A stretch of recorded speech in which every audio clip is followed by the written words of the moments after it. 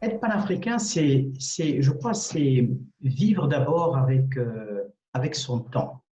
Euh, on connaît notre histoire, on a fait nos classiques et nos humanités. On sait qui est Mandela, qui est Nkrumah, qui est Cheikh Anta Diop, qui sont autant de personnalités qui peuvent nous inspirer. Mais je pense qu'être panafricain, c'est avoir envie d'avenir sur le continent, de comprendre qu'on peut réussir sur notre continent avec nos propres ressources et que ce soit un espace dans lequel il fait bon vivre. Je crois que aujourd'hui pour moi c'est ça être panafricain. C'est pas, je le recherche pas derrière une idole aujourd'hui prophétique qui va changer la donne.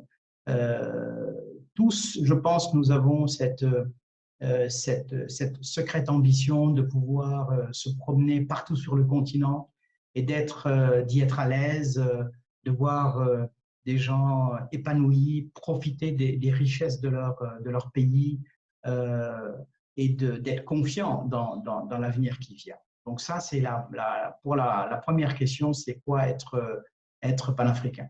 Alors, la deuxième question, alors pourquoi c'est important? Donc, la question du média, euh, ça, pour moi, c'est un élément clé. J'ai toujours à l'esprit ce fameux rapport de Amadou Matarmo à l'UNESCO sur ce rapport sur le nouvel ordre de l'information.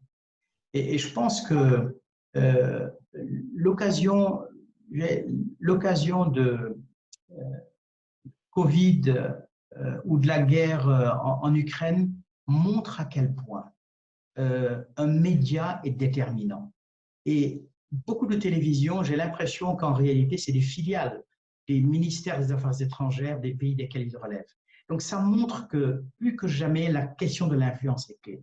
Et pour nous autres qui sommes des décideurs, des entrepreneurs ou des politiques africains, je crois que c'est important que l'information que nous utilisons comme matière première de nos décisions, de notre réflexion, etc., soit nourrie, soit sourcée, soit authentifiée et vue par des Africaines et des Africains. Je crois que c'est extrêmement important.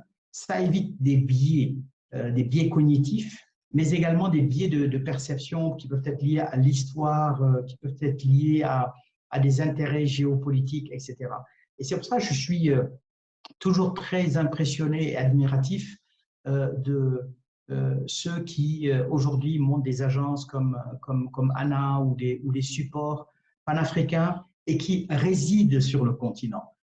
Parce que ce n'est pas l'Afrique vue de Paris, Londres, Bruxelles, Washington, Atlanta, où on passe son temps dans l'avion, dans un Sheraton, dans un Hyatt Regency, mais en fait, on ne sait pas en fait ce qui se passe et c'est qui. Je crois que quand on vit dans un pays, quand on vit sur son continent et qu'on parle avec les vrais gens, du chauffeur de taxi au peintre, au chauffeur, au fonctionnaire, à l'ingénieur, au plombier, etc., on a une perception de la réalité que, je dirais, un coup de téléphone d'un correspondant d'une chaîne américaine, française ou belge ne pourra jamais tout à fait retranscrire. Et je crois que c'est ça, pour moi, l'importance aujourd'hui d'avoir des médias panafricains, euh, et je dis bien panafricains, qui ne soient pas attachés en tant que tels à un pays, mais qui en même temps